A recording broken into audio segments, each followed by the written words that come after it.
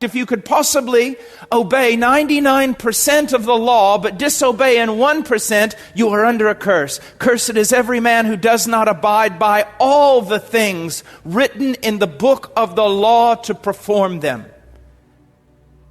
So all of us prior to Christ were under a curse.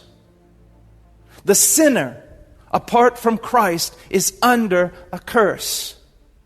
Does that terrify you? It should. It should. Let me put it this way. If I were to try to sum up, without any exaggeration, what it means for the sinner to be under a curse, it would be this: that if you die unreconciled to Christ, the last thing you will hear when you take your first step into hell will be all of creation standing to its feet and applauding God with joy because He has rid the earth of you.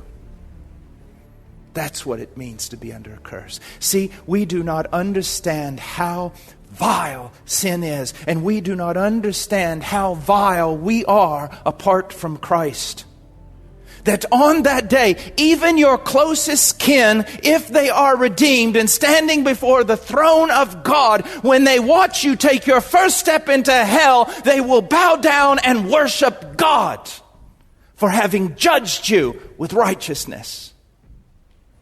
I hear these silly evangelists stand up and say, on the day of judgment, your mother and your grandmother and all of them will be weeping and weeping. They don't want you to go to hell. They do not get that out of the Scriptures.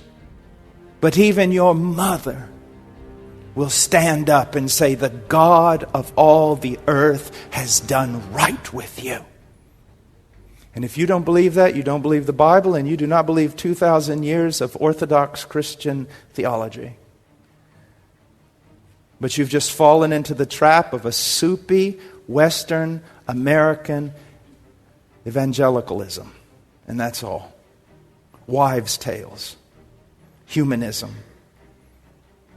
You say, would God do that? Is He that bad? No, you don't understand. God would do that because He is that good. It's that you and your sin is that bad, but you cannot see it. You cannot truly understand how vile and wicked sin truly is. And if someone says, well, I can, and I still think that's wrong. No, you can't. Let me give you an example.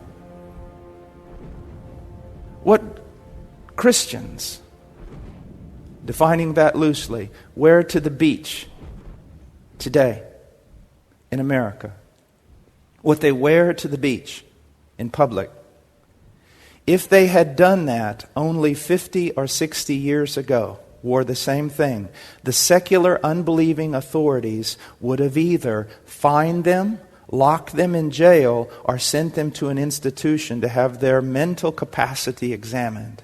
So what Christians believe is okay today and see as nothing wrong with it, even secular unbelieving people 50 years ago thought it was either criminal or insane. We cannot judge how vile sin is. Do you see that?